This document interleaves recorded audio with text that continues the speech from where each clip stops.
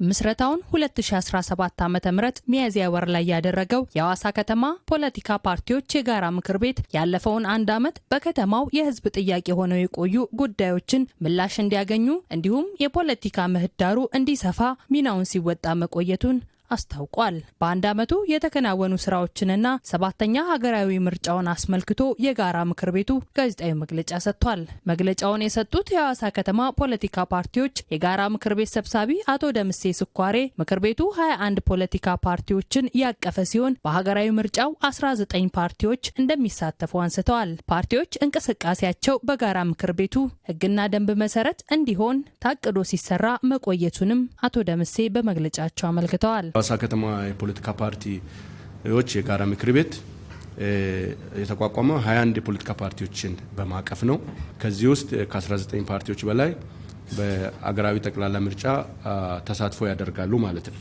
የፓርቲዎችን ዓላማ፣ የፓርቲዎችን እንቅስቃሴ በህግና በደንብ መሰረት እንዲሆን በጋራ ምክር ቤቱ በኩል እንቅስቃሴያቸውን እንዲያደርጉ ለማድረግ እቅዱን አቅርቦ አጸድቋል። በዚህ መሰረት ሰፋፊ እንቅስቃሴዎችን አድርጓል። መጪውን ሰባተኛ ሀገራዊ ምርጫ ተከትሎ በከተማው በሁለቱም የምርጫ ክልሎች ቅሬታ ሰሚ ኮሚቴዎች ስለመደራጀቱም ሰብሳቢው አሳውቀዋል። ሐዋሳ አስተዳደር ውስጥ የሚገኙ ሁለት የምርጫ ክልሎች አሉ። በአስተዳደሩ ወሰን ውስጥ የሚገኙ በእነዚህ ምርጫ ክልሎችም በምርጫ ወቅት የሚነሱ ቅሬታዎችን እና ጥያቄዎችን የሚፈታ ሁለት ቅሬታ ሰሚ ኮሚቴ አደራጅቷል ማለት ነው። ፓርቲዎችንም በፖለቲካ እንቅስቃሴ ውስጥ ህጉን አውቀው ደንቡን አውቀው እንዲንቀሳቀሱ በብሔራዊ ምርጫ ቦርድ ደረጃ የወጣውን የስነ ምግባር ደንብና የቃል ኪዳን ሰነድ ላይ ስልጠና ሰጥቷል።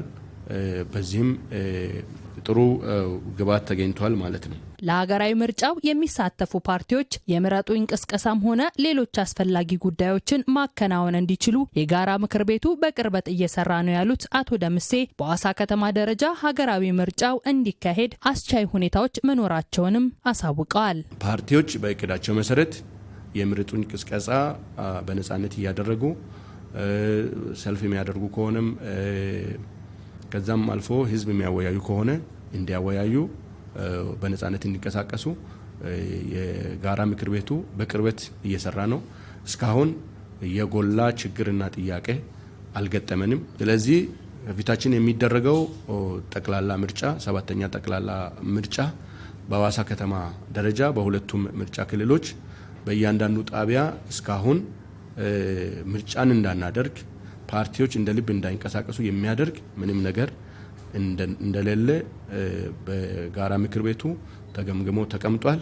የከተማው ማህበረሰብ በምርጫው ዕለት ይበጀኛል ያለውን ፓርቲ እንዲመርጥ አቶ ደምሴ ጥሪ አቅርበዋል። መራጩ ህዝብ የሐዋሳ ከተማ ነዋሪዎች፣ በሁለቱ ምርጫ ክልሎች የሚገኙ መራጮች እስካሁን ያለው የምርጫ እንቅስቃሴ ሰላማዊና ፓርቲዎችም በቅርበት እየገመገሙት በነጻነት እየተንቀሳቀሱ እንደሆነ ችግሮችን በጋራ እየተፈታ እንደሆነ አውቆ ያለምንም ገደብ በምርጫ ዕለት የሚፈልገውን ፓርቲ እንዲመርጥ በዚህ አጋጣሚ ጥሪ እያስተላለፍን እስካሁን የሄድነው ሂደት ሰላማዊ ዲሞክራሲያዊና የምርጫውን ምህዳር የሚያሰፉ እንደሆኑ ለመግለጽ እንወዳለን።